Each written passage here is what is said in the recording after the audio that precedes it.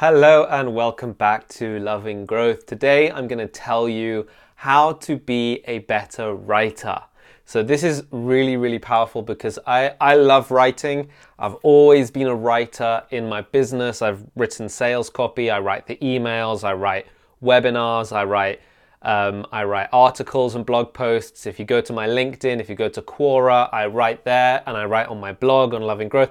I write everywhere. I'm constantly writing. I've also been a freelance writer and done writing, just been paid as a writer. I've done guest blogs.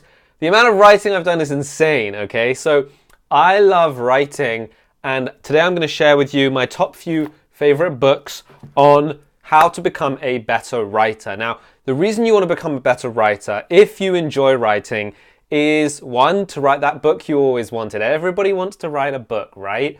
If you read and you enjoy writing, then there aren't that many people who haven't had the thought, maybe I'll write a book one day. You know, I've got some pretty good life experiences, and you probably do, and the world would appreciate a book from you. So it would be good to learn how to write a little bit better. But even if you don't do that, if you have a skill of writing, you can become a freelance writer and you can get paid to write. So this is a really great thing you could do. It could be a side hustle.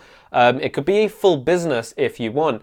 And also, if you do start a business, then writing is an amazing skill for advertising, for promoting content, for sending emails, for connecting to other people. When you know how to put your words onto the written page, it's a skill that you have for life. So I'm going to walk you through a few books that I've got that you may not have heard of that will help you become a better writer. The first is The Elements of Eloquence. And by the way, there's a book that I'm not going to show you today, and it's called On Writing by Stephen King.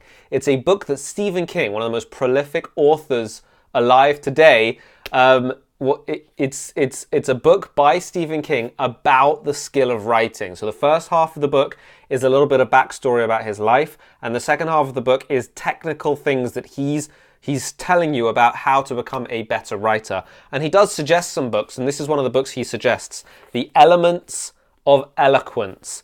And in this book, he talks about Mark Forsyth. Some of the things he mentions in this book are things like alliteration, polyptotin, antithesis, merism, synesthesia. He's got epistrophe, tricolon. I don't know half of these things. I haven't fully read this book, but the bits that I have read are quite amazing. There's a section on rhetorical questions. You've heard of those, haven't you? See what I did there? So let's just go to a bit. Hendiadys, pronounced hendiadys. So he actually gave me the pronunciation. Is the most elusive and tricky of all rhetorical tricks, mostly because you can never be sure whether it's happened. So I recommend this book if you want to become a more interesting, more eloquent writer, okay? The next one is called The Elements of Style. This is by William Strunk Jr. and E.B. White. And in this book, he talks about general usage of English language. So it's not a fundamental book about vocabulary and things like that, but he does talk about usage, like sentence breaks, when to use colons, when to place commas, the principles of composition, how to use the active voice instead of the passive voice, putting statements in the positive form, putting yourself in the background, writing in a way that works naturally for you, writing with nouns and verbs, how not to overwrite, avoiding fancy words. Let's just go to that because that's the section I'm on. So avoiding fancy words, things like overly or thusly. Just say over or thus, right? So he talks a lot in detail, and it's such a little book that you can, it's like a reference book. Most of these books are reference books. You can read them fully if you really like, but even if you just have them as reference books, you'll be prepared to be a better writer. Now, there's a couple of books I'll recommend. Okay, I'll mention this one first. The next one is Word Painting, a guide to writing more descriptively by Rebecca McClanahan. McClanahan. She talks about talking from the eye of the beholder, how to write descriptions of settings properly. Basically, this book is about creating characters and settings, which is almost like a painting. When you look at a painting, you can see exactly what it is. And when you read an article that's very descriptive, emotive, and gives you emotions and is very good at describing the situation, it's almost like you're reading a painting. So that's why she called it word painting. This is a very powerful book to become a better writer.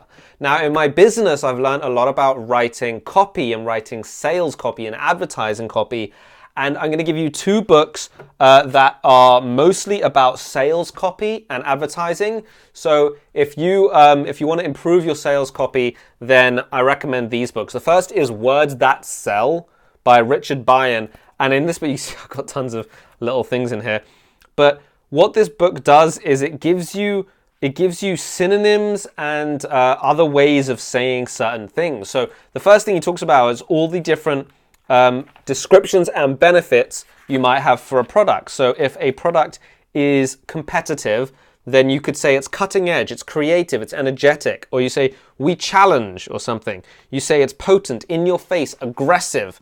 If one of the benefits is it's money saving, you could say it's low priced, sale priced, below wholesale, at a price you can afford. So it gives you lots of variations of how you can say things. It also gives you a good crash course on writing copy, which is really useful on the first few pages. And he gives you things like teasers, how to say different variations of free prize or sale or discounts. He's giving you headlines and slogans for you to use. So this is a really powerful book if you write copy. Okay, the next one is an old classic, and I've just been getting through this, and it's such a powerful book, and it's called Ogilvy on Advertising. I'm not sure if I'm pronouncing his name right, Ogilvy. He hates rules. Okay, great. This is one of those old classics. He's not alive anymore, and he wrote some of the best written advertising, the best written copy ever created, and it's all color pictures, and he talks about how to write for specific areas, how to use emotion in your language, how to write for print, how to run an advertising agency.